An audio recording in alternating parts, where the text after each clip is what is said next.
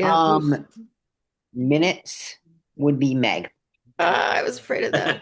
Yeah. I may have to just get Bernie's secret or Just get the something. transcript and then go from Yeah, there. you can just Mhm. plug the transcript into Right. AI. It's not. But so I just don't know how to do that. But Bernie did it for me the last time. I can show you. Okay. Yeah. And Um, you can also just scan it and it gives you the topics. So yeah. Yeah. The oh, Like I don't even know what app to who get. did If you can minutes tell me. last time? Was Raphael, I Raphael. think. Okay, so we don't have those minutes yet, so we'll skip right over that. Are we the whole group that's going to be here? Yes, Mhm. because Erica couldn't make Wow. it. Raphael had another commitment, and Marcus has a work meeting. And I had another commitment, but it got canceled. So I that's heard. lucky. Yeah. Yeah. Great. So just one quick thing. What's the group's opinion about the culture of eating dinner? Do you turn off your camera? Yes. I don't I do. care Yeah. personally. Okay. But I mean, I'm I'm whatever you want. here. It's So your I'm choice. here. I could I'm care here. less. I'll be just as present as if you saw my face, but I'm Great. gonna I'm gonna Turn be on your present. camera between bites. Yeah, Mhm. Yeah. great. Oops. So I guess I'll get us started. Roll call. Bernie, Here. you can start recording, Athena. See there? Great, awesome. Andy, Here. myself, I'm here. Ken Here. and Meg. I'm here. Great. So I guess I'll get us started. Raphael hasn't submitted the minutes yet for last meeting, but it's just the 13th that needs to be happening. We will have a topics not anticipated section quickly to discuss the scheduling of the forum. Athena gave us some very helpful information about that. So we appreciate that, and we'll discuss it quickly at the end of the meeting. Other than that, we're meeting via Zoom, which is allowed by the general law provisions, and I will get us started. Public comment, we don't have any attendees. So if we have one, I will open it up again at the end of the meeting. Meg, you have your hand up? Yeah. I just wanted you said we'll talk quickly at the end about the Mhm. timing of the public forum. I want to be sure that we don't talk too quickly about it and do it perhaps earlier rather than later so that Okay. when the forum has to do with when the preliminary report comes out, which Mhm. has to do with how quickly we can do it. And then we have to decide how much time we want to get it out, and then how much time we want after we get it out for people to be able to read it before the Sure. forum happens. So it's not necessarily super quick. It's Okay. maybe not long, but I want to be sure we're at the final, the weeks are going to matter now between now and the end Yep. of June. So Do you have any update for outreach subcommittee? outreach, no, what I Okay. just said, we've been working on trying to figure out when we're going to do the public forum and the dates we originally booked. I had booked one, but had asked Diana Wheeler at Bangs not to publicize it until we were sure we could use it, and then booked a second one. But now I've asked her to cancel them both because Athena helped us understand it would be better to have a hybrid meeting. And the only way we could manage that without a lot of difficulty would be to have it in the town room. There was a question of whether the town room will hold all the people, but given that we've had a hard time getting people at all, I just think I appreciate Athena's suggestion and I've canceled the two uh, evenings that they were holding at Bangs. But when we get this preliminary report done, we have to really all pitch in to get it out there. And we can get it out in the Current and the Indy, but if we want to get it out to neighborhoods and some of the many different civic organizations like the League and so on, it takes individual emails. So Andy, has the feedback subcommittee met at all? No. Okay. I'll just have us discuss this right now, with the public forum and that, and then we'll just spend the rest of the meeting voting on all the memo 2 suggestions. I'll great. screen share, and we can spend maybe 10, 15 minutes discussing this now, and then the rest of the meeting until we adjourn will just be devoted to the Collins Center memo. Excellent. Do you I want to was bring up gonna the memo from or the email from Athena, or would that be helpful? Or yeah, I can screen share it. Or if you want to, go right ahead. It basically says what we just said, but Yeah. well, it has dates and stuff on it. So well, those are the dates we gave her. The yellow, see, they're the ones that Yeah. I asked here, her to I'll book. screen Asked her to book a night that doesn't when the town room is free. yeah, she gave us a bunch. They're Tuesday. Well, then we just picked one each week because we aren't going to need the 9th and 10th and Oh. 11th. Can you all see this? And we're meeting the 12th. I can see, So- yeah, your email page. Yep, that's fine. I'm just gonna There we go. scroll up Yeah. to inform everybody of what Athena said. Where is Athena's email? Here, great. Okay. And thank you, Athena. This was very helpful. You're welcome.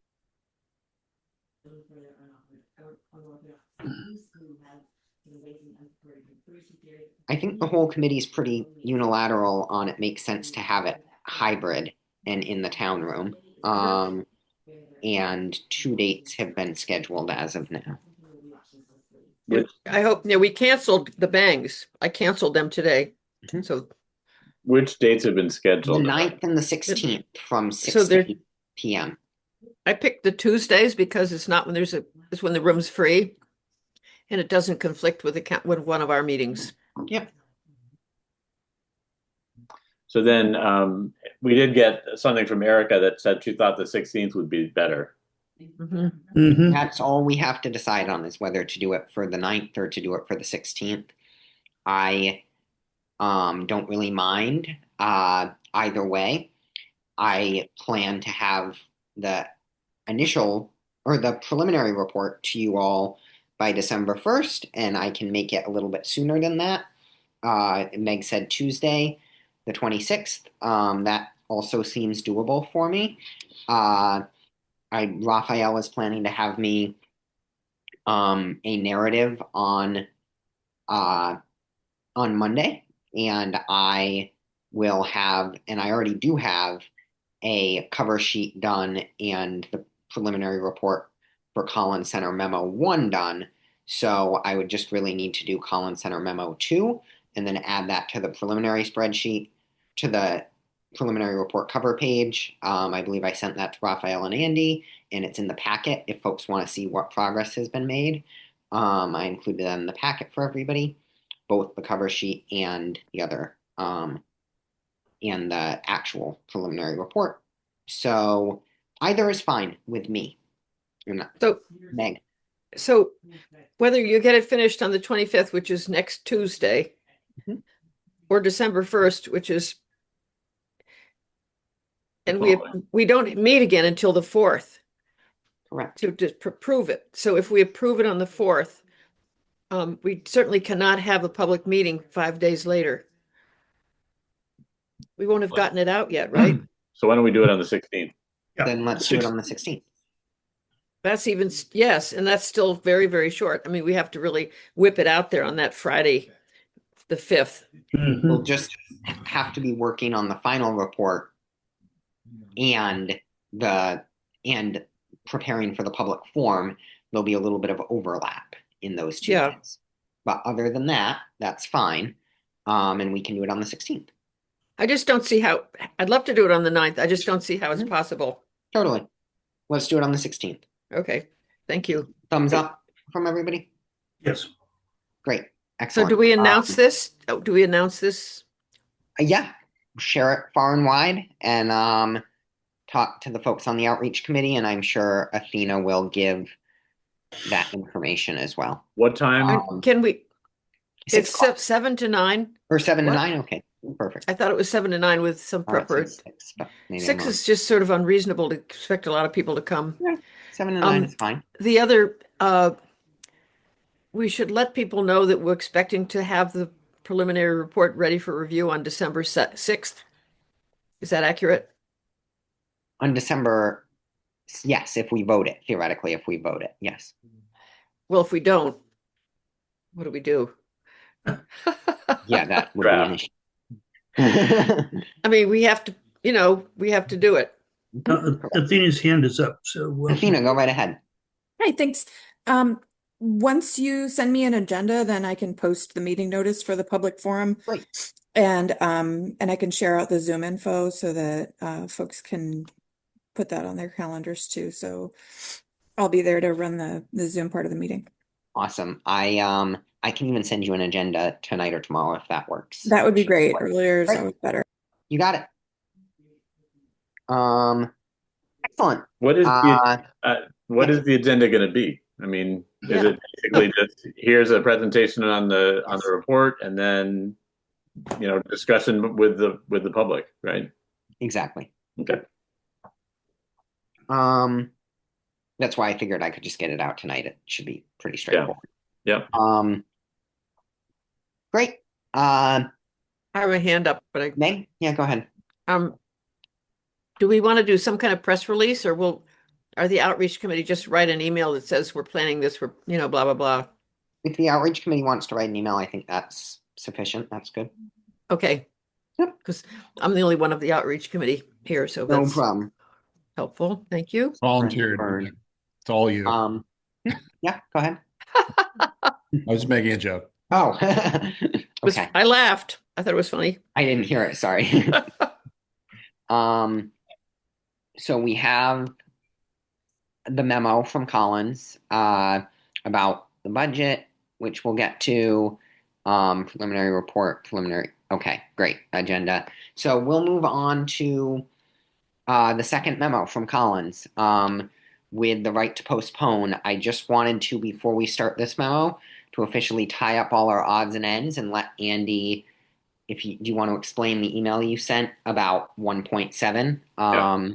We met with Collins, me and Andy met with Collins and had a got a better understanding of that and what would be the best move.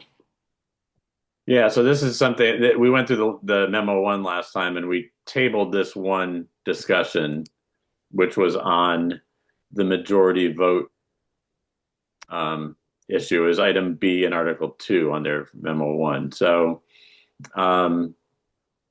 basically, the issue was raised was, should we change the majority vote needed to pass bylaws to be a majority of the people, of the councilors there, or should we leave it to be the majority of all of the full council, so seven votes? So there's two parts to their response, and basically they suggest that we don't need to have the definition of a majority vote in section 1.7, so they suggest removing that, and then deciding whether we want to change the current status in sections 2.6 and C and 2.10A, which currently they say, and I haven't double checked this, but I assume that's right, is that bylaws require a majority of the full council, and other measures require only a majority of those attending.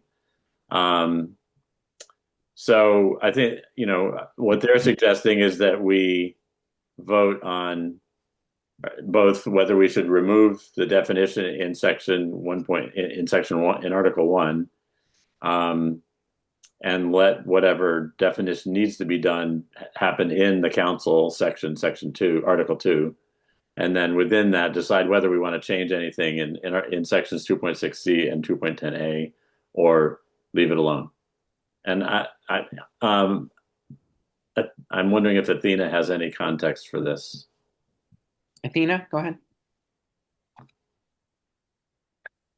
I'm just hearing this now. I didn't review this memo before No problem. the meeting, so just give me a moment, please. Yeah. I was just going to say that's a good recap, Andy.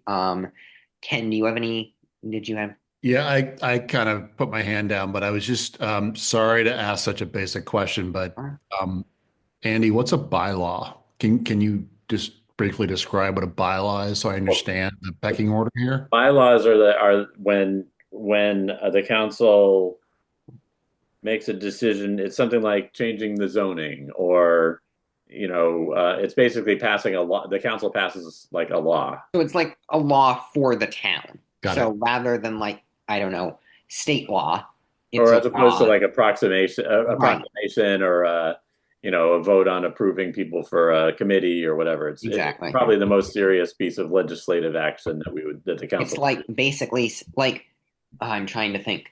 When they change the speed limits to 25, that's like a town bylaw because Great. once you're in town, there's a new law that's different than if you're in Belchertown.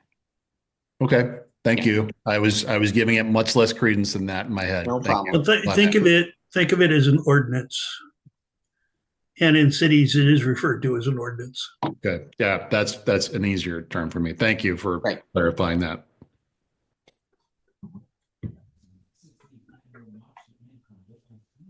Could you please repeat your question, Julian? Andy, what was For Yeah, Andy. my question was basically that I attached an attachment to my email that basically it had been suggested that we should change the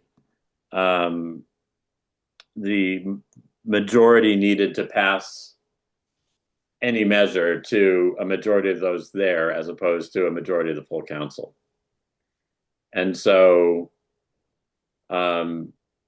currently in Article 1, we have a definition of majority vote, which says a majority of the full council.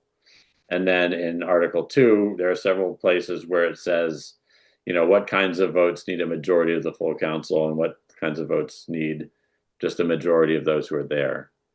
And so I guess the question for you is, have you seen this being an issue in the council that requires that kind of clarification?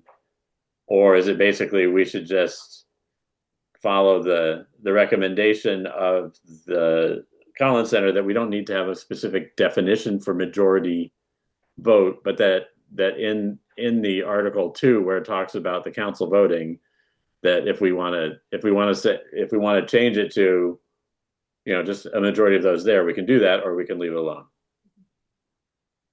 So I think I shared this with you all before, but if you look in the council's rules under Rule 9, there's a whole section about how many votes are required for different things, and the council decided to put those in the rules because this part of the charter is so confusing. And so in every instance, there's I write the motion sheet for every council meeting, and in every instance I'm checking to make sure, does it mean 9 or 7? And does that change depending on how many people are there? And does it change if somebody abstains? In my opinion, could be a lot clearer. And I think the way we've interpreted the charter so far has been majority of the full council means majority of the full council. And if it just says majority, then it's a majority of those present. But there's a difference between a majority of those present and a majority of those present and voting. So I think the abstentions is the thing that makes this an issue in a lot of cases, because councilors have it's been said by councilors that other councilors use abstaining as a way of saying no without voting no. We did discuss that with Pat from the Collins Center, and she was like, everybody knows if somebody abstains on something, they're not voting yes, and that's not an unusual thing. It'd be nice if they were, so whether they vote no or whether they vote abstain. In general, if you just say a majority of those there, abstentions don't count, right? I would just say that's something we all understand. It probably isn't something the general public watching or reading about council meetings in the news understands. Well, I don't know that we all it really means we all, because if you look at the rules, it says and this is under 9.5. So items requiring at least a majority of counselors present, whether or not voting to vote in favor for passage, abstentions count as no, are votes on non-bylaw measures like orders, resolutions, proclamations, appointments, or other adopted proceedings. And then items requiring at least a majority of counselors present and voting to vote in favor for passage, abstentions don't count. And that's votes on non-measures, filling a counselor vacancy, to amend the meeting schedule, to approve council minutes. It's like, So based on that, would it make sense to put the rules language in the charter, or would it be helpful to just say a majority vote of those present? Or, what's the given? I mean, the issue of people being abstaining seemed to be less of an issue. I mean, it's an issue of like, it's more a matter of, do we want a full, a solid majority of everybody on the council versus do we want a majority of those who are there, right? well, it's like, do you want it to make, do you want to make it harder or easier for something to pass if people abstain? When people abstain? And if you want to ratify this definition into the charter, I mean, I think a charter, I think the thrust of the suggestion for this charter change was to hold counselors who are abstaining maybe more accountable. And if the Collins Center opinion is that you can't really do that because that's just the way things are and the committee agrees, then I would suggest just not voting to recommend that change. Yeah. Bernie, go ahead. Am I wrong that at least in theory, four counselors could pass a resolution or That's take a what I vote on think. a budget? Yeah. Yeah. Theoretically. Okay. Yeah, because I mean the thing that says that whatever statement was made that an abstention counts as no doesn't follow Robert's rules as far as I know. Well, the council's rules supersede Robert's rules. Well, yeah, It's defined. Roberts is usually the fallback on all this. Yeah, okay. So when the council rules don't speak to a specific issue, then we go to Robert's rules. But in this case, the rules do speak to this issue, and so the council has said we want to do this rule rather than Robert's rules. But I mean,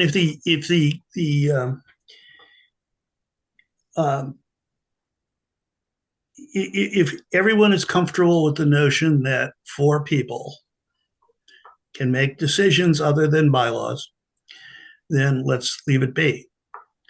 I like the idea of having a majority of the council have to vote to pass a bylaw, because that gets us into law enforcement and a more, if you will, more complicated level of legislation. Is that the current status? Currently, you need 7 votes for regular bylaws. Most zoning bylaws need a 2/3 vote. Right. Yeah. And yeah, then there's a list of other things that need 7. Right. And then there's a lower threshold for some of the other items, like voting on non-measures.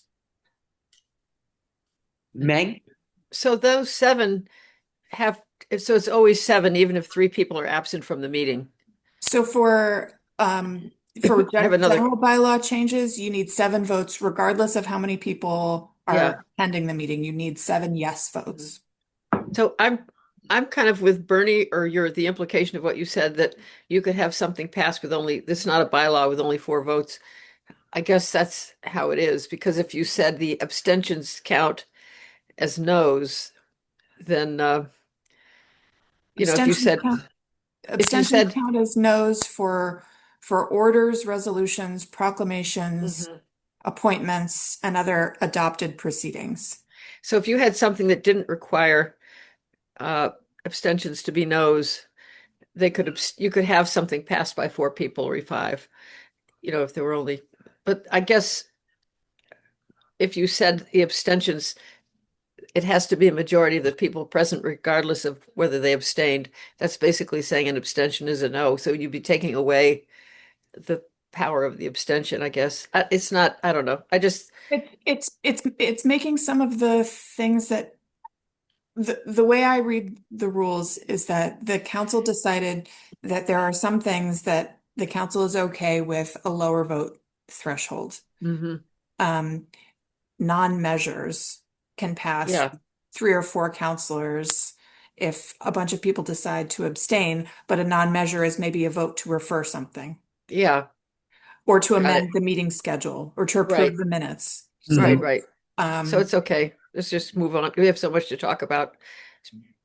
This is, I just in the interest of time, does someone want to make a motion for what we want to do with this? I'll make a motion that we delete section, the section 1.7, the definition of a majority vote, and that we leave the other sections the way they are.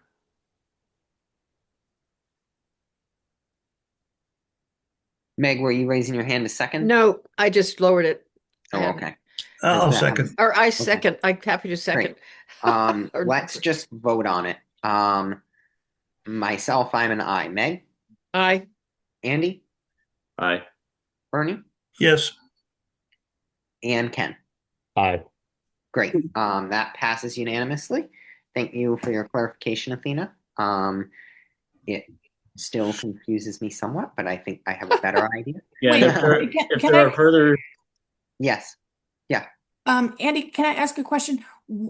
What do you think deleting the definition of a majority vote does? How does that change? in the memo from the Collins Center, I don't know if you have it available here, but Yeah. yeah. Can you pull up the memo one, Yeah. Julian? Yep. Hold on. Because that's what was Yep. what I was basing it on. They were basically saying they prefer to have definitions. If it's only applicable to one article, then they prefer to define it in the article rather than have it be a standalone definition. So they felt like the sections on voting in Article 2 were enough to stand alone, and they could we could pull the definition, which is sometimes confusing because it sounds like it applies to more stuff than it does.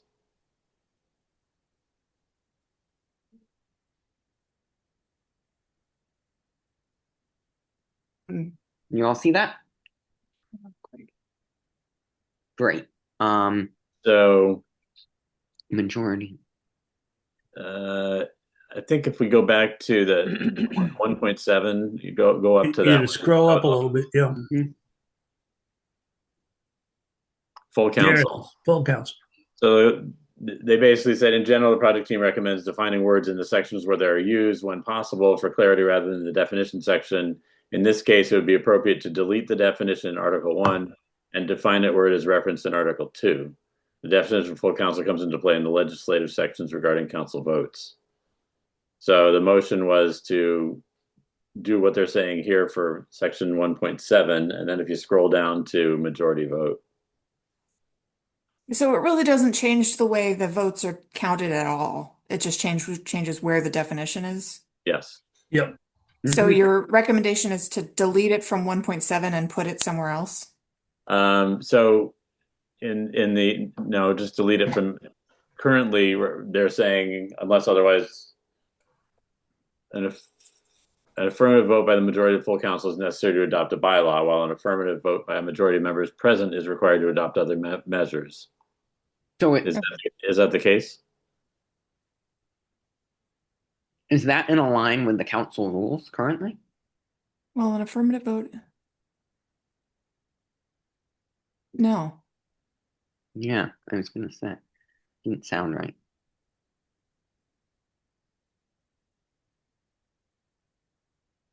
Is that what the charter says? Right Yeah, now. but isn't it misaligned with what the rules say? I mean, which I guess the charter would supersede the rules, but There's no guessing about it. The charter would supersede the rules. yeah. But I mean, Yeah, of course. the rules are established within the context of the charter, so presumably they Yeah. are consistent. Mhm. Majority percent.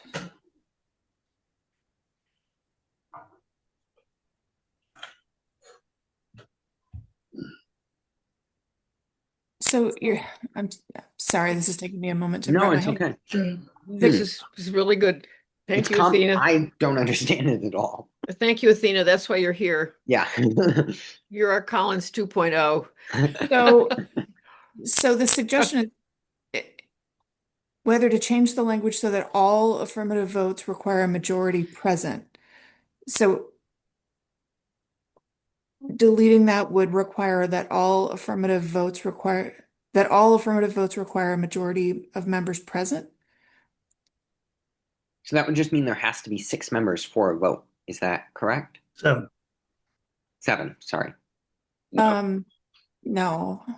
What we say, okay, so Four could be a majority of members Right, present. but you need 7 as a quorum, so that's your base. But if you have 7, then a majority of those present, 7 is a quorum, you need 7 to have a meeting. A majority of those Majority is 4. Is 4. Right. You could still pass something with 4. Mhm. so But that if was there the sug- were, that was the suggestion, right? Right. Yes. And to change what we have now, which is the full. So currently in the charter now, in section 2.6C, it says, except in the event a higher quantum of vote is required by general laws or this charter, the affirmative vote of a majority of the members present is required to adopt any measure. So, Mhm. Mhm. I guess I'm wondering, like, so then maybe we should change that to be the majority. The majority of the full council is required to adopt any bylaw, and a majority of those present is required to adopt Yeah. other types of measures or non-measures. Mhm. Right. That would make more sense because, Right. yeah, okay. Yeah, that makes more sense.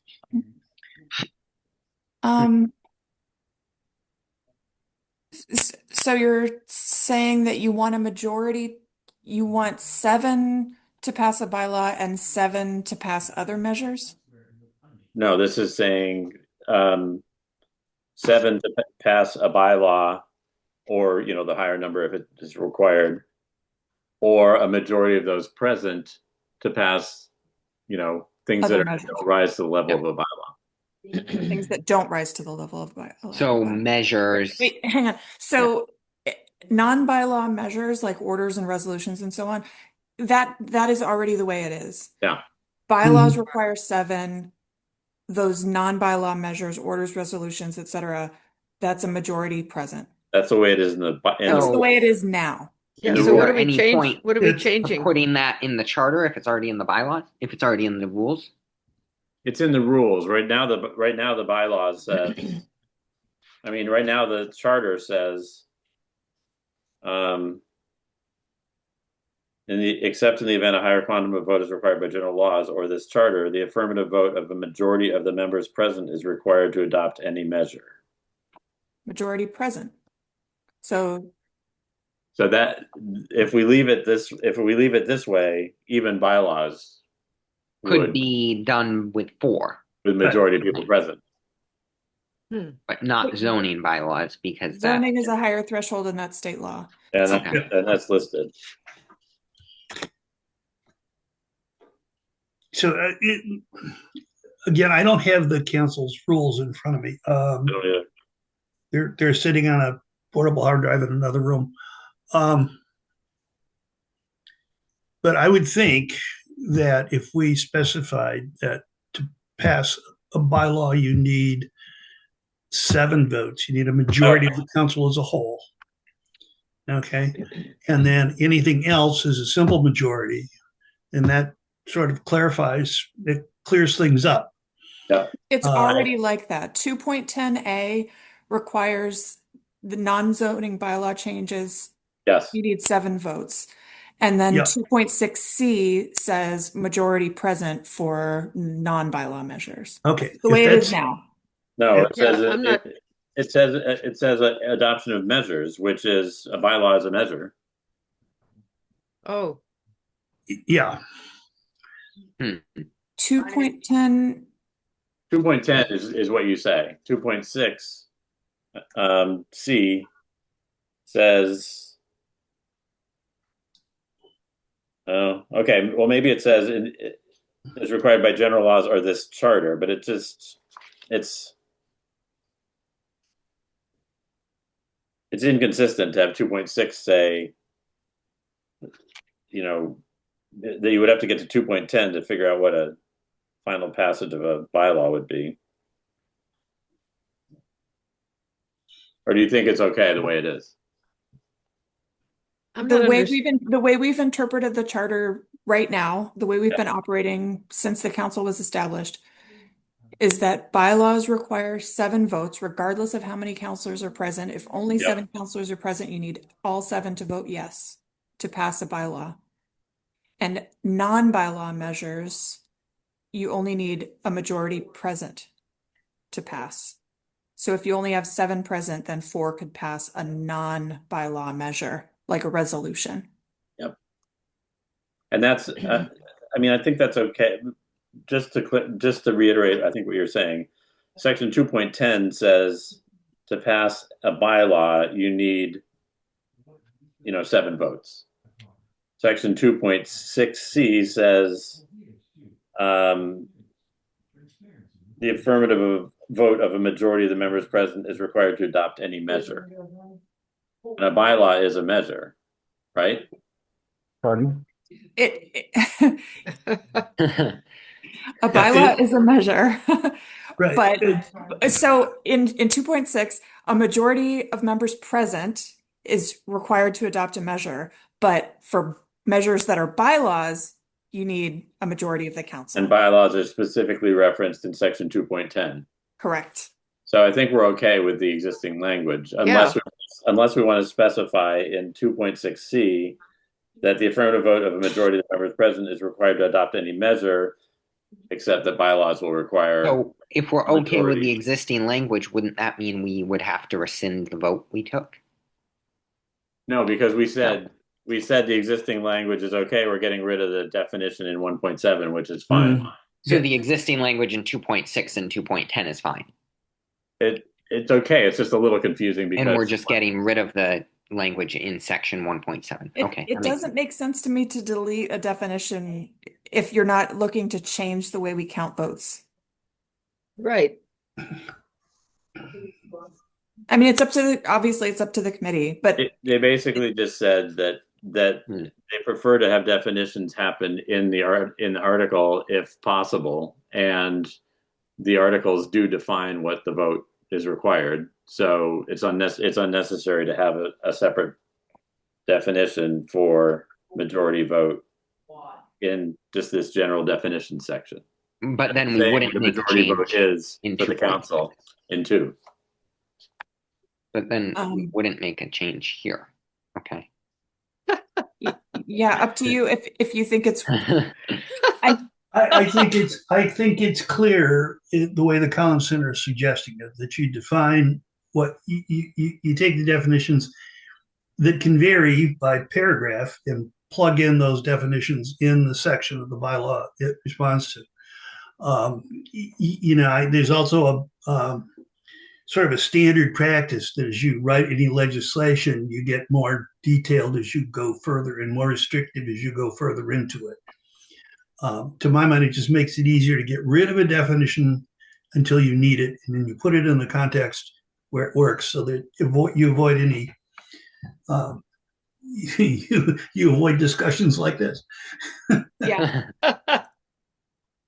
Yeah, I understand that. I think from the perspective of someone trying to understand what's changing in the charter, it's confusing why it takes a lot of explanation to understand why you would take that definition out. And not that that's a reason not to remove it. Right. You have a considerable advantage over us in as much as you've been living with this document since it published, passed. So you gotta allow for those of us who are relative newbies coming in on this, going, hey, well, maybe we should think this change. But I think there is a reason. There's a reason to take it out. There's a reason to take it out because it says the phrase majority vote, when used in connection with a meeting of the town council, shall mean greater than 1/2 of those present and voting, provided that a quorum is present, unless a different quantum of vote is required by this charter, bylaw, or law. And we are requiring a different quantum of vote later. And so this confuses people by saying, oh, it's just a majority of those present and voting. So it's actually clearer to just not have, this one definition, which is not the actual one that gets used for bylaws in the definition section. To make because it so people can read one definition rather they can than read the multiple. definition The in other- the voting section. The other thing is if you say definition of people present and voting, then those who abstain are basically not voting. They're not voting. They're not Correct. present. Right. So, it's as if they're not present, or so it's easier and cleaner if we just have the definitions in the sections where, Okay. where If the committee agrees that you want to take that definition out, then my only suggestion would be to go through the charter and make sure that the votes that are defined in each section are the number of votes that you actually want, and that it's clear in each section where it says the council vote, that it's clear in that section. If you're relying on the subsequent sections to define how many votes, then you should make sure that the sections define the votes. I yeah, almost, that would be consistent yeah. in practice. I think we have a section on the number of votes needed for a bylaw. And that is, the majority of the full town council. That's section 2.10. And then we have adoption of measures, which says, except, as required by the charter, the affirmative vote of a majority of the members present is required to adopt any measure. So between those two, they cover it. We could clarify further in section 2.6C by saying the affirmative vote, to pass a bylaw is, a majority of the full council, and the majority of other measures require. I'm just saying, I searched for the word vote in the charter and it appears 141 times.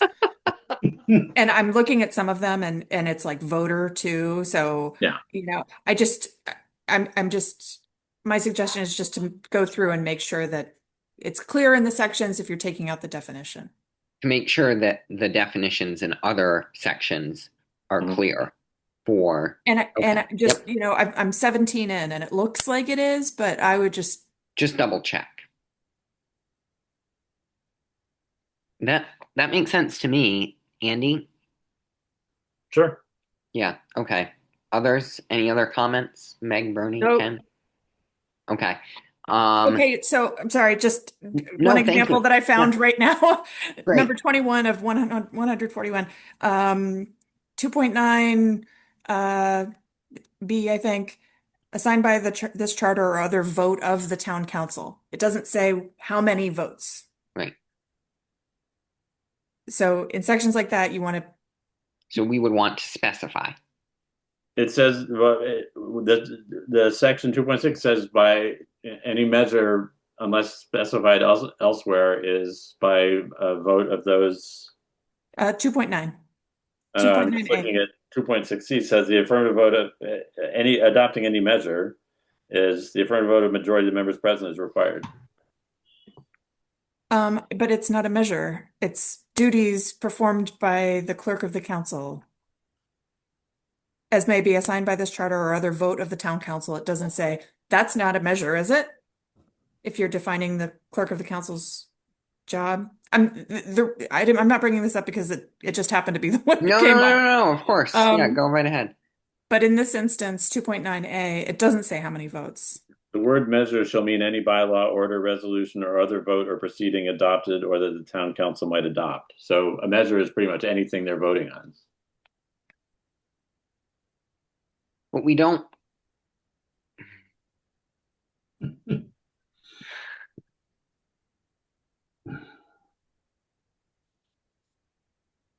But there's a whole list of things in the council rules that are non-measures. Filling a councilor vacancy is considered a non-measure. Amending the council meeting schedule is a non-measure. Approving the minutes is a non-measure. Entering into executive session is not a non-measure. Like But there that- are that's things not- that the council votes that are not lower measures. level votes, if you will. That's not consistent with the charter then, because the charter says anything the council votes on is a measure. And often the word measure, that's what the word measure means. Mhm.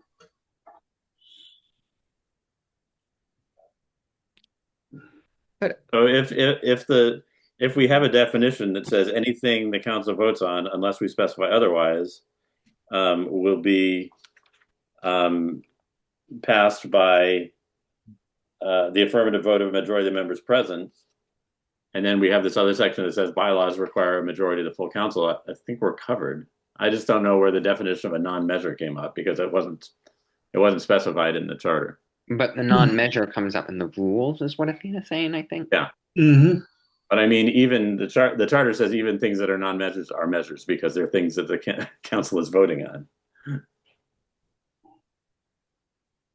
Well, mean, the word measure isn't exactly a legal term. It's It's we're more of a trying to- descriptor, if you will. Yeah, what we're trying to get at is just anything, what are the rules for things that the council votes on? And I guess what we've said is that the rules are, a majority of the people present, unless it's a bylaw or, Right. Which would mean something could pass with 4. As long as it's not a bylaw. although we don't generally have that kind of attendance. Oh, no, No. no. I Yeah, don't think I don't know if defining something as a non-measure is meaningful, because if you're going to go into executive session, you're still going to need a majority vote of the board. So saying it's not a measure doesn't. Yeah, I mean, I'm blocking on the term, but these are sort of administrative tasks Mhm. that the council has to perform. And so that what I'm hearing is a non-measure is basically, some kind of ministerial function. But in regardless, you still need to have. You can't go into executive session by just saying, "Oh, it's a ministerial function. We're going to do this." You need a majority vote. So some of the non-measure rules may need to change. I mean, regardless, you're going to have a vote of the majority of the people there.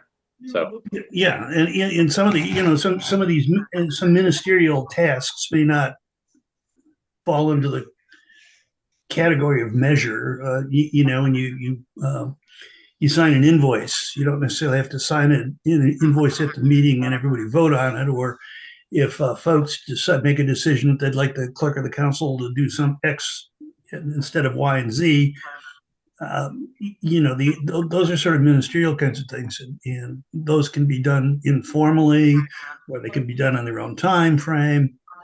But by and large, if you're going to need, a majority of those present, a majority of those voting, it's a measure. Okay. I just want to. Yep. Want to make sure everybody they're spending a lot of time on this, and we have a lot we have to do tonight. Yes. So I encourage us to move to a decision. Andy, are you suggesting, and I don't mean to belabor this, and No, go ahead, cool. Athena. Andy, are you suggesting that any vote the council takes is a measure? that appears to me to be the definition of a measure in this. And in section 1, it says the word measure shall mean any bylaw, order, resolution, or other vote or proceeding adopted or that the town council might adopt. So Right. basically any vote. Any Any vote. vote is a measure. Okay, if that's how you define a measure, That's in that's in the charter. it's in the charter. And if you define a measure as any vote of the council, that means a referral is a measure, an adjournment is a measure. That just vote. doesn't make sense. Well, all we're saying is that any of those need a majority of those present to pass, which is how any vote happens anyway, right? Present and voting. Present or present and voting. Nobody's thinking of a measure as we're voting to adjourn, because there's nothing that comes out of that except the meeting ending. Well, No, but that's what I'm trying to clarify with Andy, because he Yeah. said that any vote of the council is a measure, and That's what this trying to give says. and I'm trying to give examples, and I understand that that's your Mhm. reading of the charter, but if you define every vote of the council as a measure, then it starts to not make sense in my But mind. it just I mean, I think the word measure that's how we're measuring the opinion of the charter of the council. So it's basically saying we vote. And I so, guess in the sense of the word measure, it's saying that it's a measurement of where the council stands on something. right. So it's making a decision. So, are we going to adjourn? If a majority says so, yes, we will. So, I mean, you have this distinction between, we would have to change language if we wanted to say a majority of those present and voting. Right now, the language says a majority of those present, unless it's a bylaw in which it's a majority of those in the council. I don't think it really changes much unless you say the rules have some way of leaving out abstentions in some cases. So we'd have to amend the charter to accommodate that if that's the case.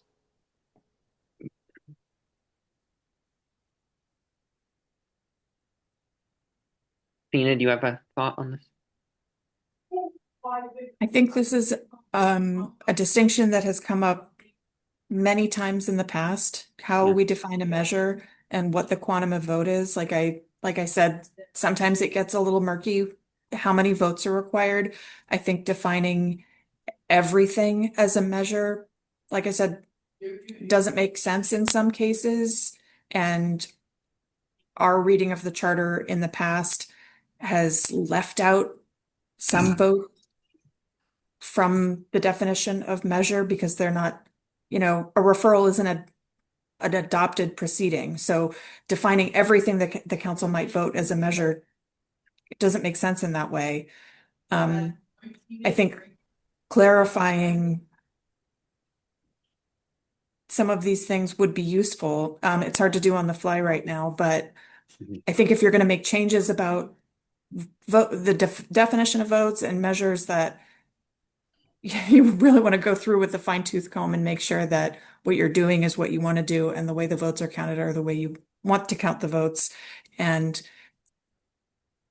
saying that the council's definitions and the rules and the way we've been operating for so many years is incorrect or in violation of the charter. I think we should have more of a conversation about that, especially with the members of the council who have written the rules, some of which are still seated and have served on the charter commission with you, Andy. I mean, the suggestion was to delete the definition, which we've done, and then the suggestion was to make everything passed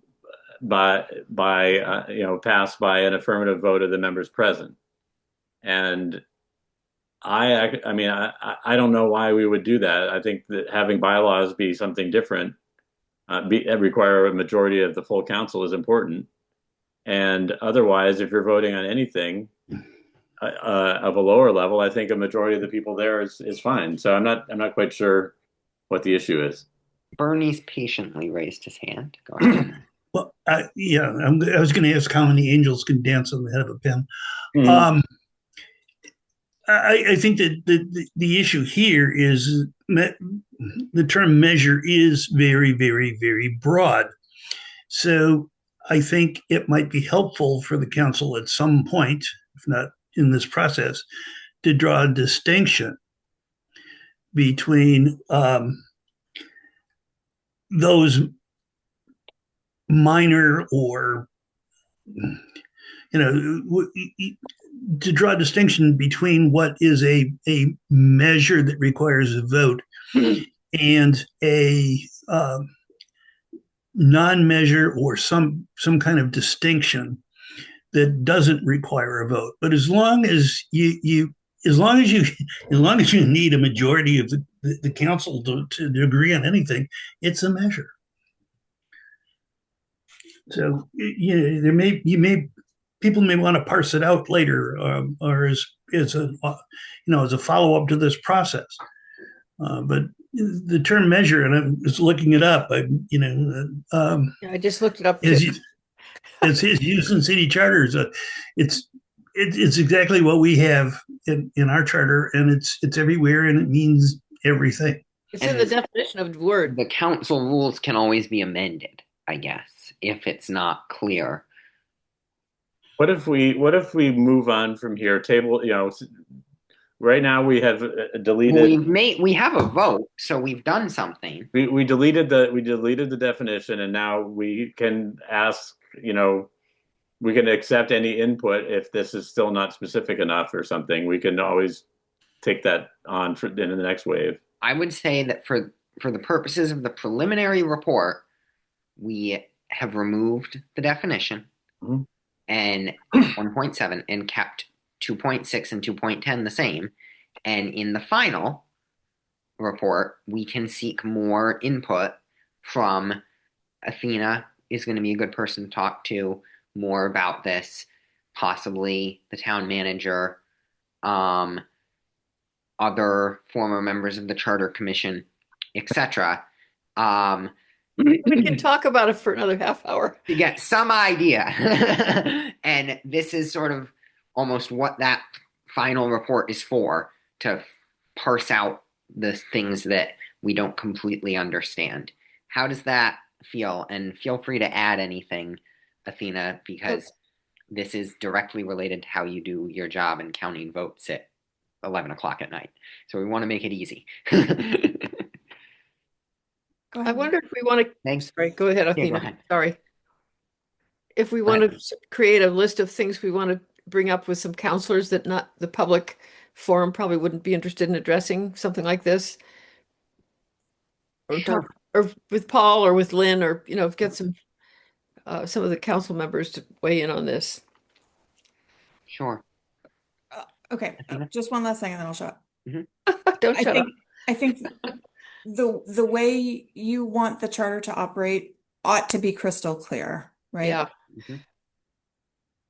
If it's not clear in the charter, then I think your recommendations for any changes, if your recommendations for changes in the charter don't make it absolutely crystal clear, or you want the council's practice to change, then I think you could also recommend a change to the rules. But I think trying to figure out what you want it to do and then kind of working backwards from there and looking at the charter and the rules and our past practice all together would I don't be helpful. I don't really think the council's past practice has been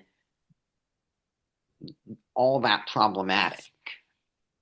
Maybe I'm incorrect in that assumption.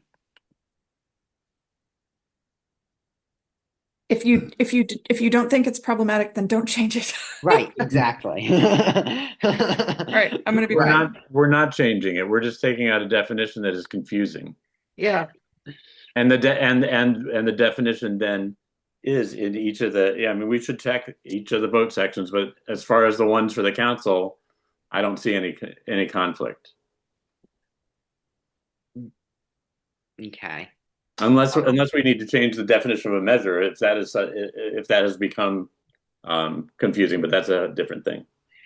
Okay. I think there were comments about measures in some of the counselor comments that were sent, but There I think was. it would be helpful if that's where you're landing. I think it would be helpful to just go through and make sure that every vote of the council is defined in the charter in all the other sections, and that if you want the council to operate in a different way when it comes to defining measures and how votes are counted for measures and how they've defined non-measures, then that's something that should be considered so that what the charter says and what the council does are in alignment.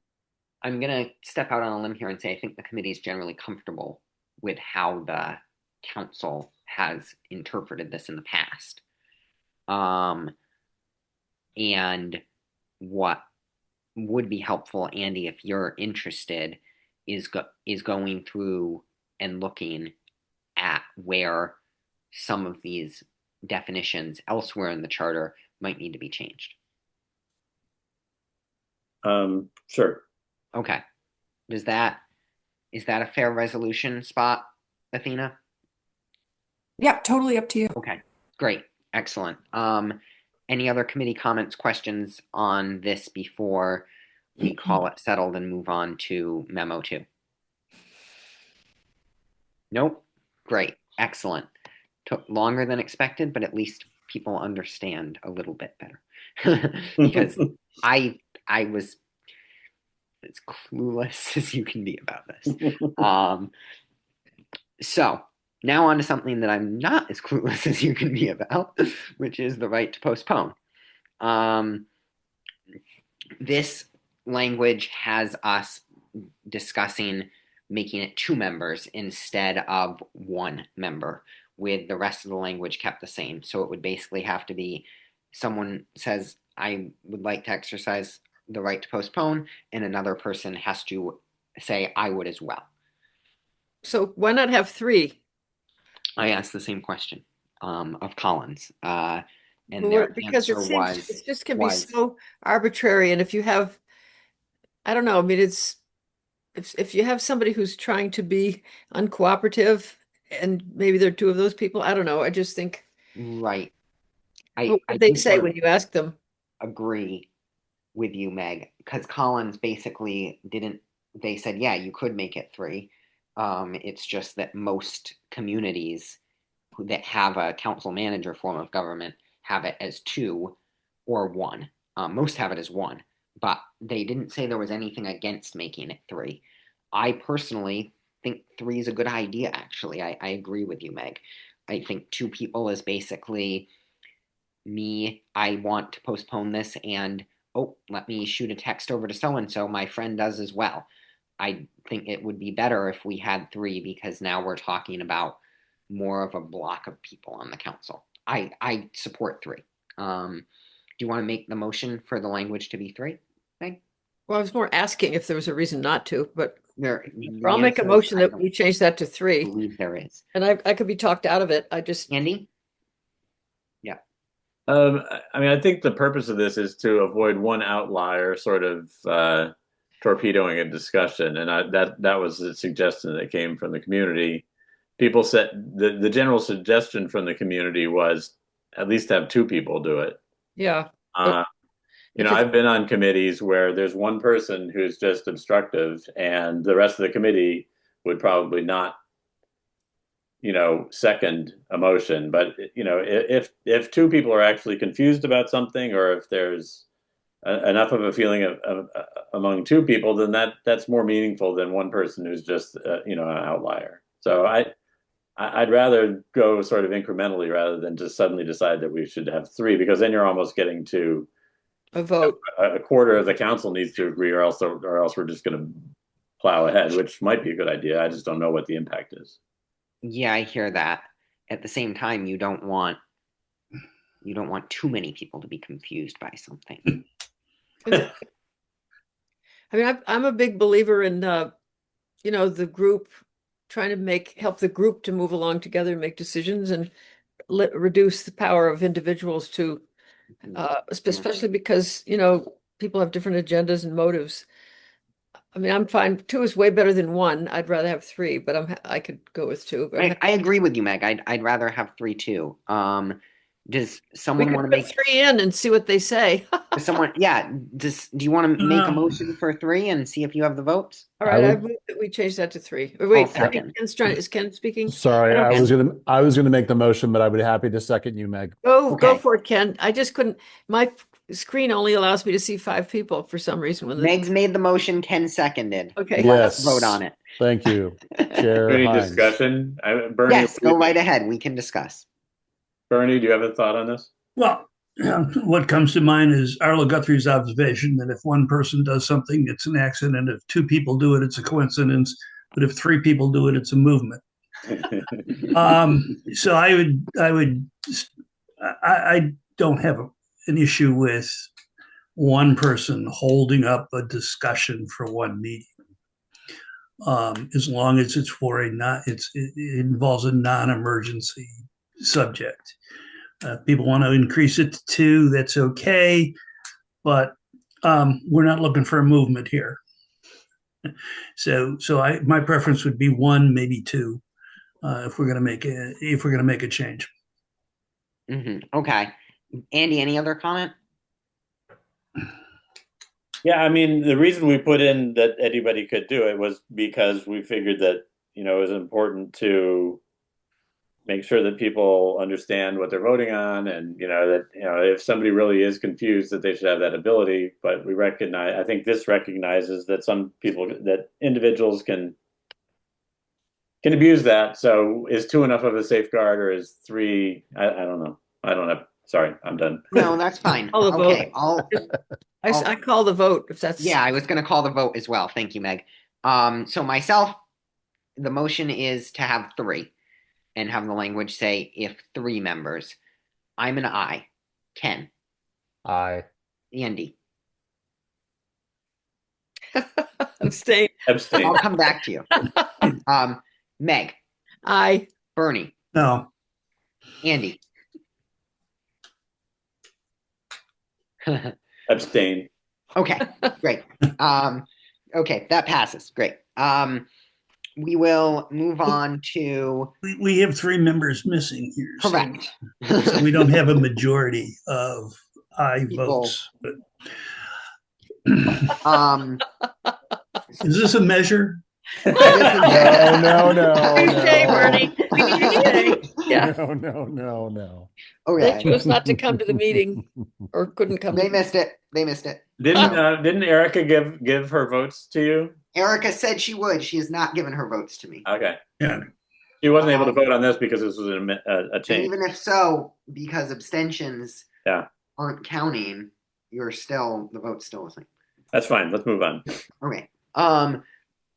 So 2.11. This is the appointment process.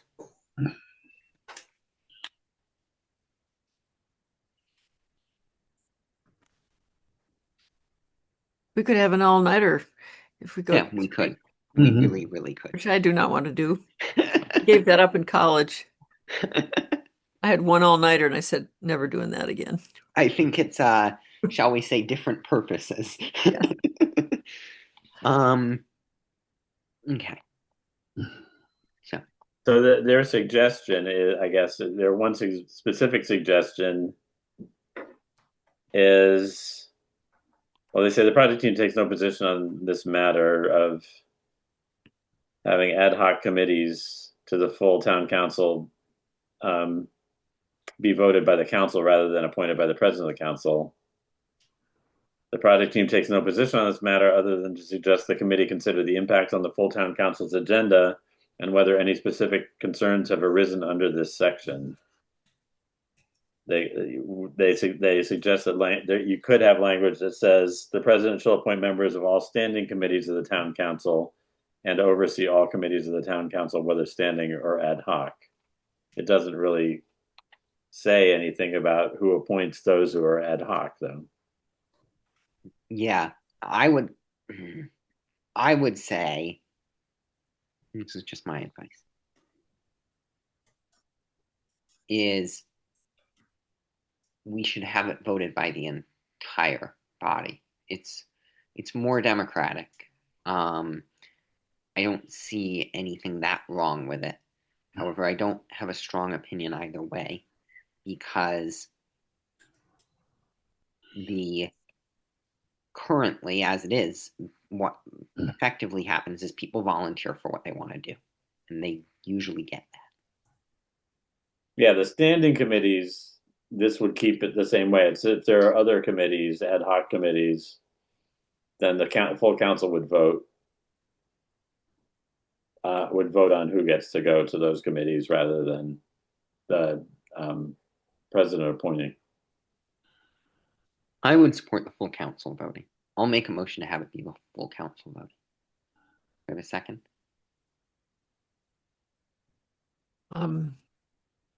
I'll second it just for discussion. I'm not quite sure what. Yeah.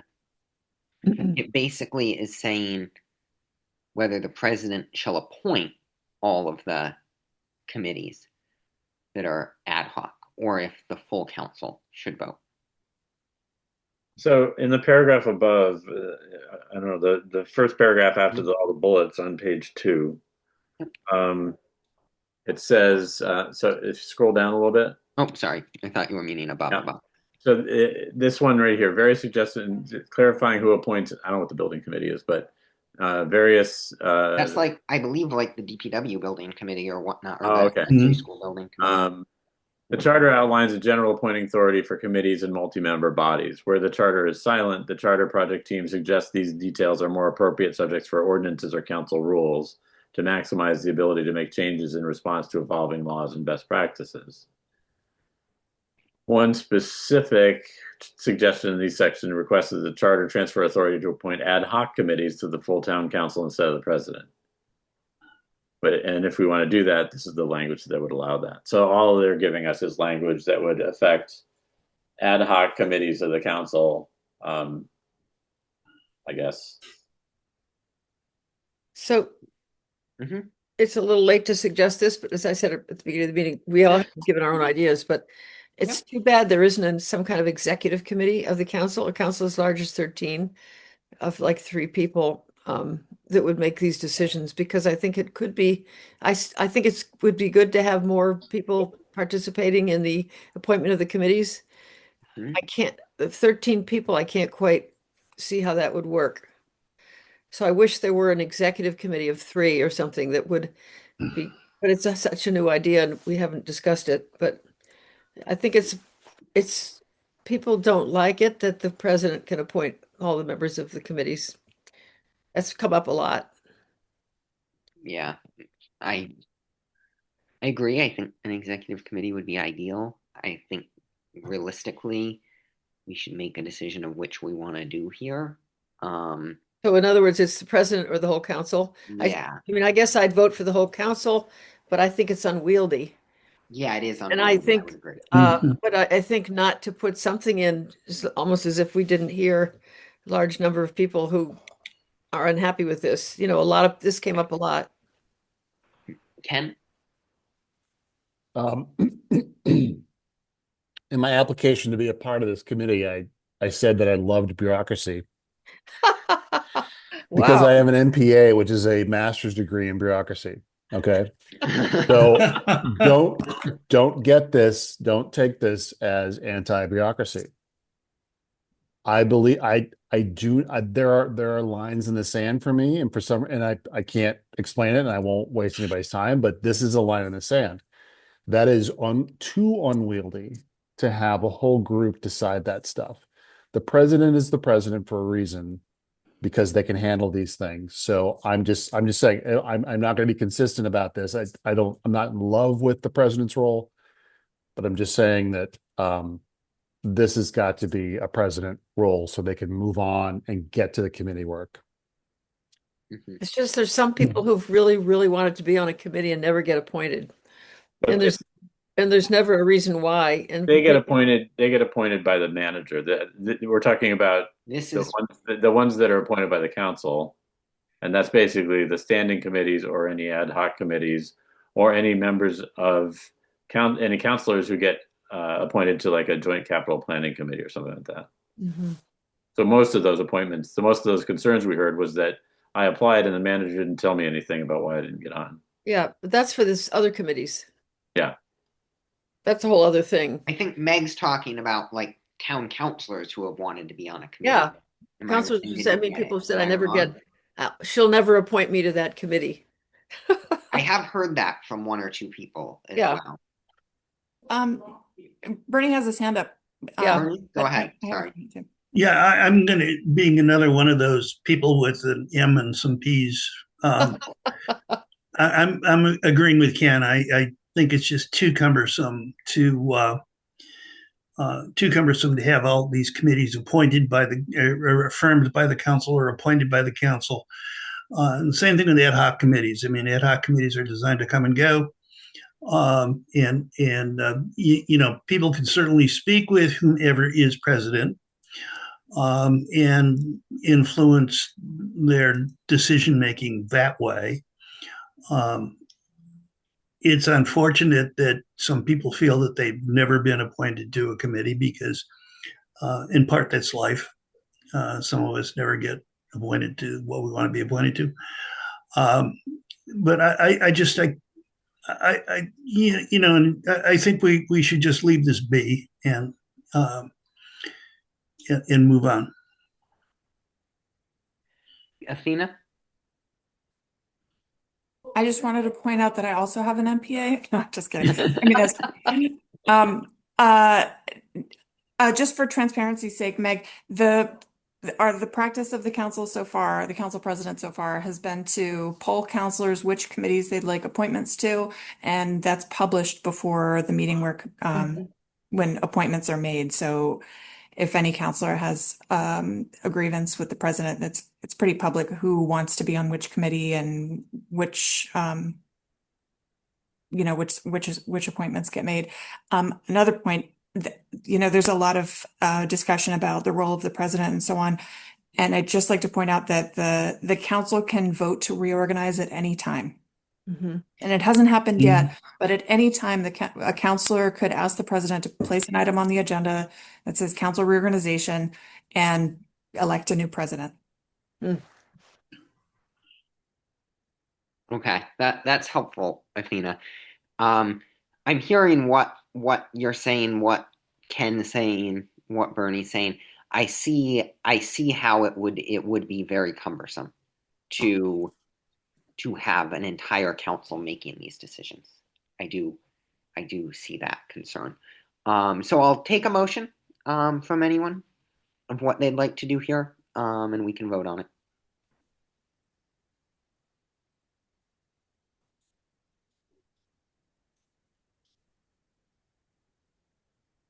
Anybody? I'll move that we not make any changes to this section. Okay. Any second on that? Second. Okay, let's vote on it. Meg? You come back to me? I think I'm going to vote Sure. no, but I don't have an No alternative. problem. because- No problem. Bernie? Yes. Ken? That's a yes to a no changes. Yes. Yes. Aye. Okay. Andy? Yes. I'm gonna abstain. I'm going Meg? to be a no. Okay, great. But I don't have, the Mhm. alternative isn't available, so it's. Yes, I feel I have correct. a very defendable no vote here. That's why I abstained. So 2.6, public comment.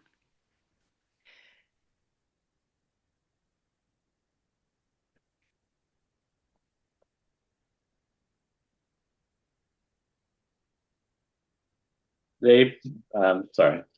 Yeah, go ahead. They offer some language here, which to me looks fine. I agree. I will move to accept this language. Do I have a second? Second. Great. Any comments?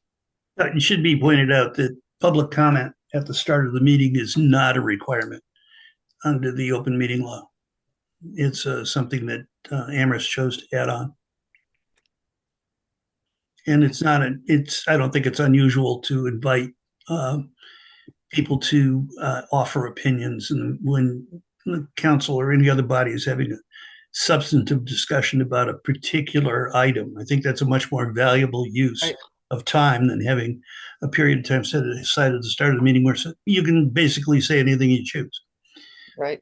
Which is in a lot of cases is people who, it's a time waster. On the other hand, sorry. Yes. Go ahead, Bernie. Do you have anything else? No, that's it. That's Okay. it. So I don't have a problem with the Collins language here. I agree. Meg? No, I support having it, even though I think people can waste time, but it's also a chance to say something that you don't have any other place to say. The Collins language doesn't change anything, though. Yeah, because that's already in the charter that the council, the president can have a public comment anytime she wants. This is already our practice. Yeah. Yeah, but this clarify. I mean, This clarifies that they can have that it's sort of a norm to have it at the beginning of the council meeting, and then it also clarifies that it can be held on specific agenda items. I think setting that norm is good. We have had one president of the council who's been very open to public comment by and large. we may not have someone who's as open to public comment in the future, and putting these norms in writing, I think, is a good idea. Meg? Sometimes there's someone in the public there who's very knowledgeable about it, or is on a committee that studied it. And something may come up where the counselors aren't aware, or they're not knowledgeable about something, they didn't know something because that's not what committee they've been on for the last 10 months. So it's helpful to be able to call on that member of the public to answer a question or clarify something. So the reason that's not a typical practice, Meg, is that you're elevating one member of the public, one resident's opinion above everybody else's. And by allowing one person to speak and not reopening public comment at that period in the meeting, then you're Well, you could giving open. one person privilege over others. I'm not saying give it, just I'm saying open the public comment to anyone who wants to speak on that particular topic. In other words, they can't just talk about anything they want. Is there anyone in the public who has something to say about this question that's been raised that would be helpful to have a response to? You're saying that should be the practice for every agenda item? No, I'm saying whenever the president, it's already the case. The Yeah. president can do that. I've seen her do it. Mm-hmm. So I'm This not says, sure this we says need the to president change it. may allow. So Yeah, Mhm. may. I She think already, Yeah. she already Right, does. so I appreciate adding this because it clarifies something. It doesn't change anything. It kind of appreciates what our president has already been doing. And it acknowledges that sometimes it's helpful to have input during the meeting rather than just at the very beginning. Ken? So just as a case in point, I don't like this control by the president, quite frankly, but I don't have an alternative. I don't like that it's up to the president this feels like a very spontaneous thing with the president to say, oh, by the way, we'll do public comment. I don't think this is not really setting things into sort of parliamentary order. So I don't I'm just not, I don't like this. It's too much control over the entire public comment over by one person. And I know that I'm not being consistent, but that's who I am. I But there've been, sorry, we all are. We're all we'll inconsistent. put our hands up here, Meg. If we were otherwise. Has his And- hand up first. Athena? I don't think this is an inconsistent. I mean, I think we've always, the charter has public comment, and currently the town council can have rules that regulate the period of public comment. And all this is saying is that it's basically making public the practice that when it seems useful when you're discussing a particular item, that the president may allow for comments from the public and not just from the council or the invited guests. So I think Athena's right. It doesn't change anything, but I think it does advertise openness to the public commenting. Athena? So when there are specific items on the agenda that we know people will want to speak to specifically, rather than general public comment, which according to the council rules is towards the beginning of the meeting. That's in the council's rules. It's not just a practice. That's it. That's published on the agenda, and according to the charter, the president sets the agenda. So, having said that, Ken, I'm curious how you would change that if you wanted the president to have less control over the public comment period. I'm sorry. I don't know. It just doesn't feel right. My gut tells me it doesn't feel right to have one person look up and go, oh, or say, I don't want to have comment on this, and we'll just move on. I suppose that's, whatever. The general public comment is always required. And what you're suggesting that at some meetings, sometimes the president looks around the room and says, let's have public comment, isn't the case. We publish that in advance. And it's usually at the request of either a member of the public or a counselor to ask for a specific comment period. And in some cases, it's required for water and sewer, changes to water and sewer regulations. A specific public comment period is required. For hearings, a specific public comment period is required. So in some cases, it's required for agenda items, and it's published on the agenda. It doesn't happen on the fly at meetings. Okay, that's that's helpful because it felt like it was on the fly. And that's where I went to in my mind. Not that anybody insinuated that. Okay, thank you, Athena. I appreciate that. Meg? Just very briefly, there was an example of the solar bylaw committee that had been meeting for, I think we all agree, basically. Never mind, I'll keep the meeting going. I think Great. the chair can decide we have a question about a particular issue related to this report we just got from ABC committee, and there are people in the audience, public from that committee, who might be able to answer this question. We don't know. Mhm. And So- then for her to have the ability to do that has been helpful in the past. Let's vote on it. We have a motion. It's been made and seconded. Bernie? This is to adopt the Collins language. Correct. I'll vote in the affirmative. Great. Ken?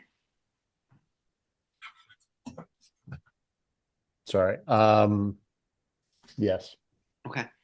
Andy? Yes. Meg? Yes. And myself, I'm an I. District meetings. This is also new language. I love this. I Sorry. think it's excellent. I agree. I'm sorry, it has made more work for Andy. As an incoming or large councilor, I support it. But Yay. it basically, I just want to clarify, because I asked this, shall attend at least one meeting from each district per term. That means in an at-large councilor's 2-year term, they would have to attend a total of 5 meetings, with each of them being in one district. So District 1, 2, 3, 4, 5. Andy already came to a District 1 meeting. He came to a District 5 meeting too. Mhm. Yes, he did. So he's already fulfilling his Doesn't requirement. doesn't count. Doesn't count. Nope. Sorry, Andy. Come on, I only have 3 more to go. Nope. Nope. Nope. Nope. Nope. I'm going to make the motion that we adopt this language. Do I have a second? Second. Second. Great. It looks like everybody supports it, so let's vote quickly. Myself, I'm an I. Meg, I Andy, Yes. Ken, Yes. Bernie. Yes. I think this is a change that we can all feel pleased with. Council committee membership.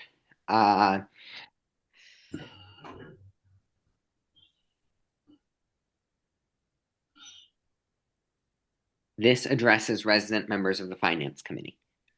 No, So it's all council committee. All all council. council committees. Sorry, thank you.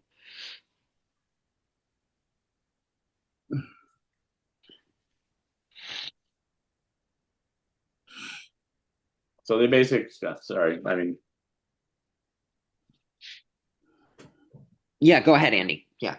they basically say, generally the composition of town council committees is not included in charters to give maximum flexibility. The exception to this rule is often the finance committee because of its specific role in the budgeting process. Finance committee, our charter says that may include members of the public. Then they said they get into this. It could make it harder to fill vacancies on other committees because people would be going for these and not other committees. The committee may also consider the sufficiency of avenues already available for public attendance and comment at town council committee meetings.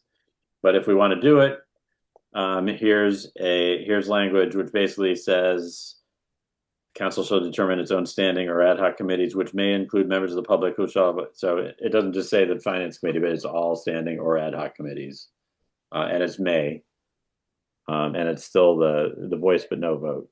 I move to adopt this language. I mean, I don't know why the council can't do this now. Do I have a second? I'll second. Okay. Bernie, did you have more to say or? Yeah, no, I'm curious as to why the council can't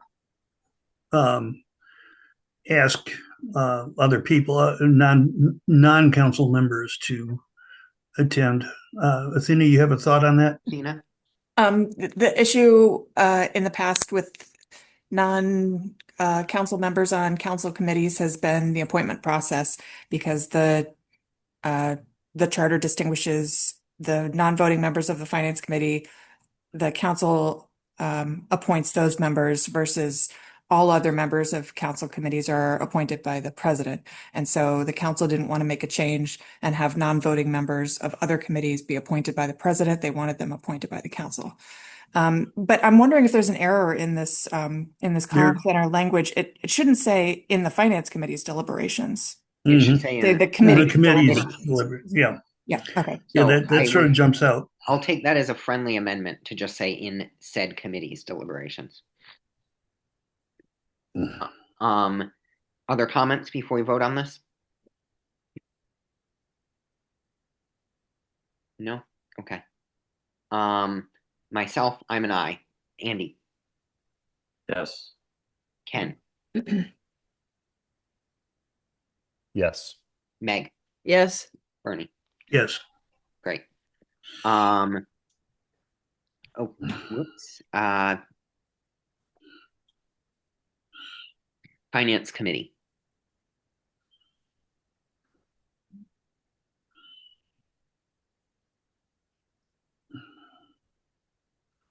So there was a suggestion to change it, to move the references to the finance committee from 5.5 to 2.8. The project team does not recommend this change, seeing section 5.5B as an essential part of the budget provision and should remain in that section for clarity on the budget process. And, I am, yeah. and the idea that the finance committee already has investigative authority, but that the town council is the supreme investigator, not necessarily the finance committee. I'm going to make the motion to keep the language as is and in line with the Collins Center's recommendations, not make any changes to 2.6 and 2.8. Do I have a second? Yes. Okay, second. Any discussion? Oh wait, I'm sorry. There's two things here, right? Yep. Yes. I was looking at the wrong. I was looking at the second of them. Yep. I was gonna combine them into one for the sake of time. Are folks comfortable with that? Yeah, I mean the first one is basically just saying, in addition to the finance committee, the idea was that to make clear that the finance committee is there regardless. The project team doesn't believe that change is necessary, but if you want to make the change, they give you language. Mm-hmm. I don't think any of this is necessary. Bernie? Yeah, I would agree.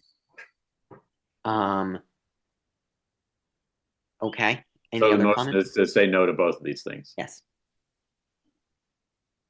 Okay, we'll move to voting. Meg, What? we're voting on this. I'm fine. I've just got I gotta take these things. I've got this speaker thing. I'll come back to you. Bernie? Yes, Andy? So yes means no on these, right? that's correct. That's correct. That's my understanding. Yep. Yes. Ken? Yes. I'm an yes. Meg? Yes. Great. Okay. Town Council, Legal Counsel. This is their recommended language. We,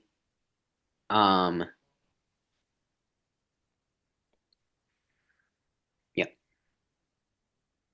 I just wanted to discuss that we seek some clarity on this, and it would also in many cases require an additional appropriation from the town council. So it would be 2 votes in some cases.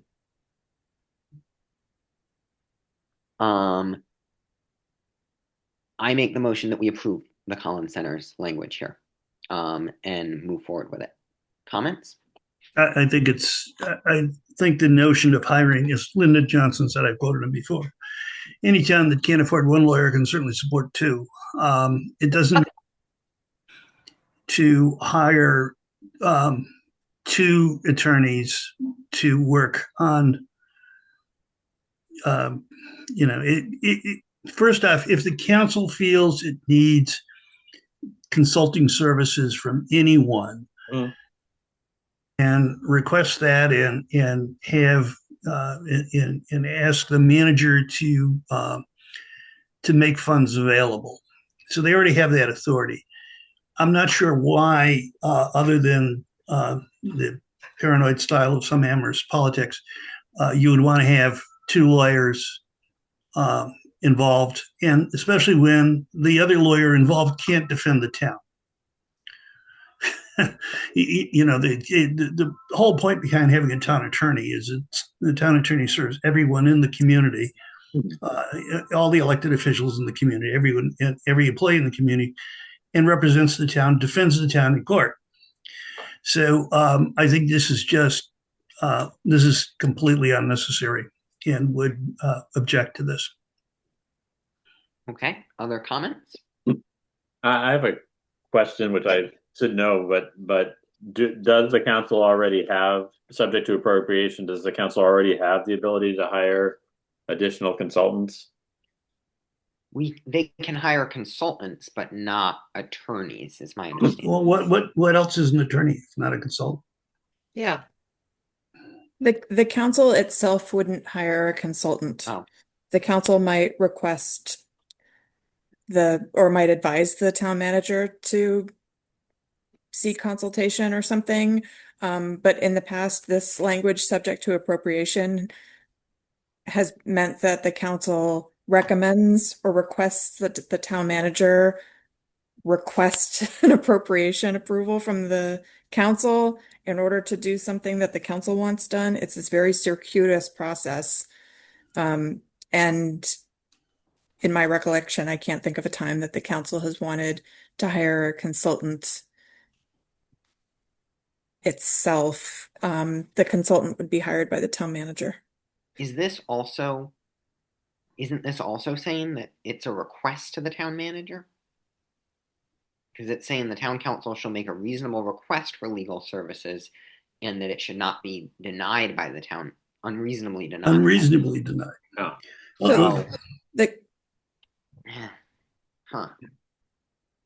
so isn't it's a little confusing to me because the council seeks legal opinions on matters on a routine basis. Anytime a bylaw or zoning change is proposed, before it gets back to the council, we seek a legal opinion on it. If there's anything, I mean, there's few instances that have occurred that there is a legal question that we don't seek advice from the town attorney. So the language, the town council should make a reasonable request for legal services, and that request shall not be unreasonably denied by the town manager. I feel like this is already kind of baked into our process. It's the secondary legal opinion that would be new, and this language would require the council to request an appropriation request from the town manager, which the town manager would then have to submit to the council for approval. It would need to go to finance committee for a recommendation, and we would need to hold a public forum on it, and then the council could approve it, and then the town manager could seek a secondary legal opinion from a different attorney. It seems to me as if this would be pretty rarely used. But I could be wrong. Meg. Where did this come from? Did a counselor suggest it? No. Former counselor, I believe Darcy Demont suggested this. Yeah, I think it comes from a situation that people can imagine where they feel that there's a potential that the town council has been captured by the manager, and they would want to get a separate opinion to see if it's a lack of trust, I guess, in the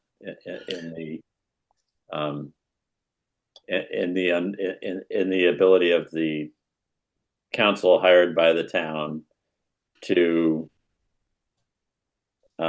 consider alternate viewpoints, I guess. I don't know. Thank you. That's helpful. Are there comments before we vote, Bernie? Well, the question would be, who actually does the hiring and who signs the contract? Because right now it's the manager who does that. Mm-hmm. So you have a situation after this whole convoluted process that I think Athena adequately described. You then have the town manager hiring another attorney.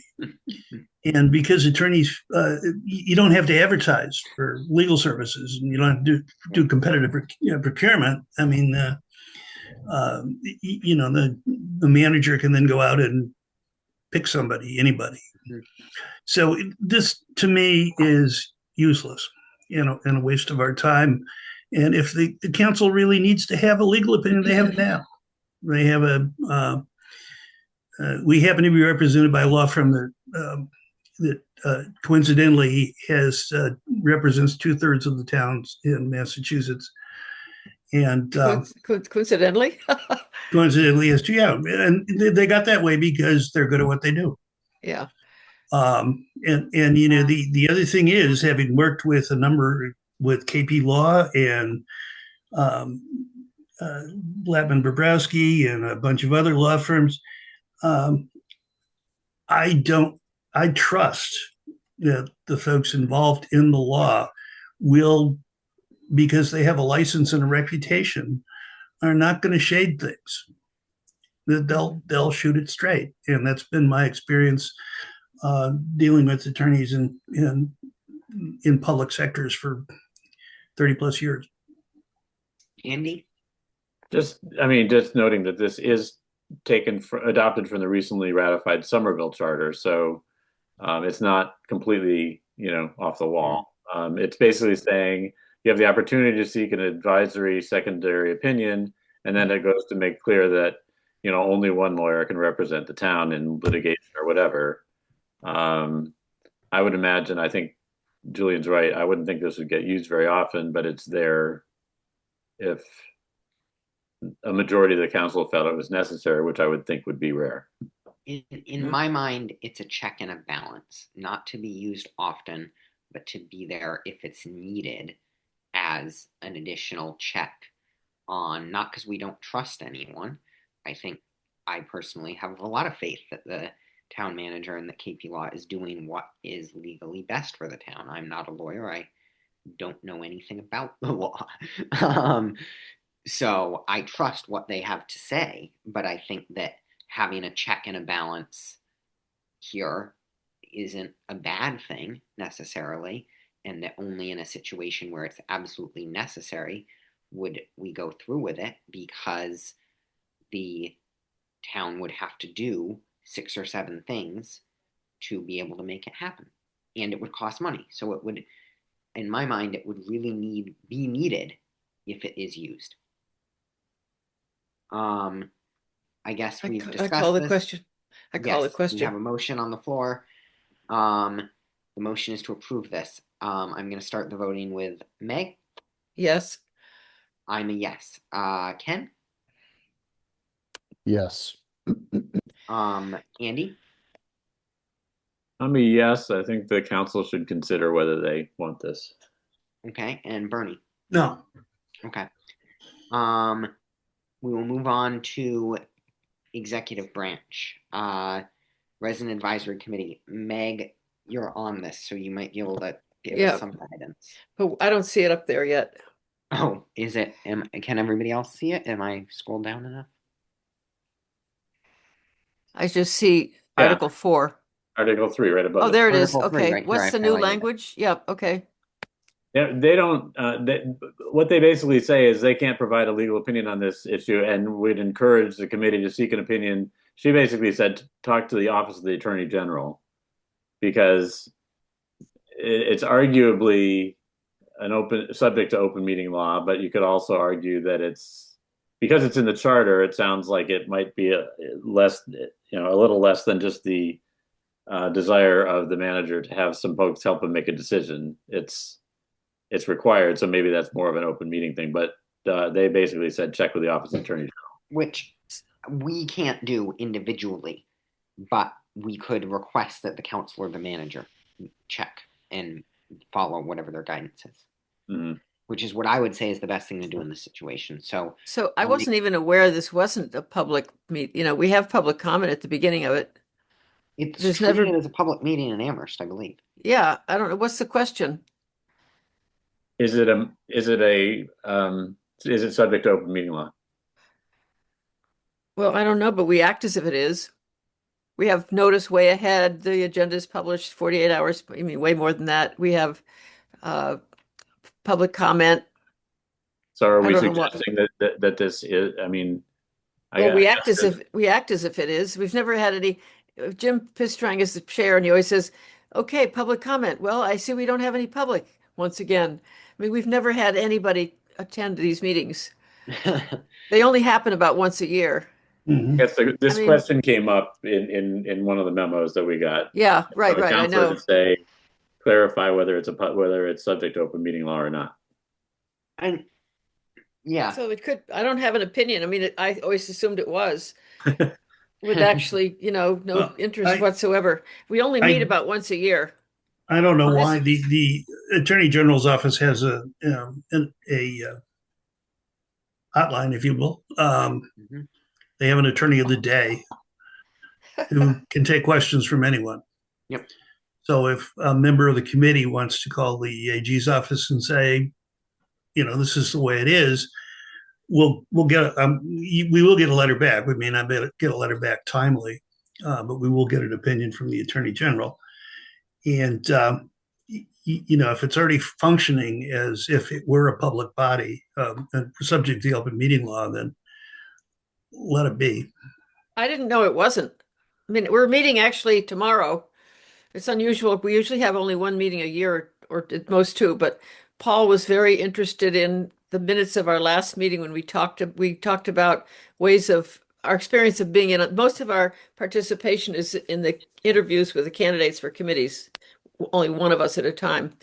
The three of us only get together once or twice, but he was very interested in the minutes where we discussed our experience of sitting in on interviews, that he wanted to have another meeting to probe a little more about some of our experiences. So I thought that's what's happening tomorrow. If anybody wants to come. I did see that on the calendar. I forget if it was Meg. I believe it was you who was in my interview for a Shade Tree Committee way back when. No, I wasn't. I don't think it was You me. weren't? Well, maybe it was before I it- knew you. Yeah, I feel like it might. Unless Might have maybe it been. was. Maybe it was. I'm not Teresa. sure. I Or don't was know. it Anastasia? No, it wasn't Anastasia. I don't think. Anyway, Neither here nor there.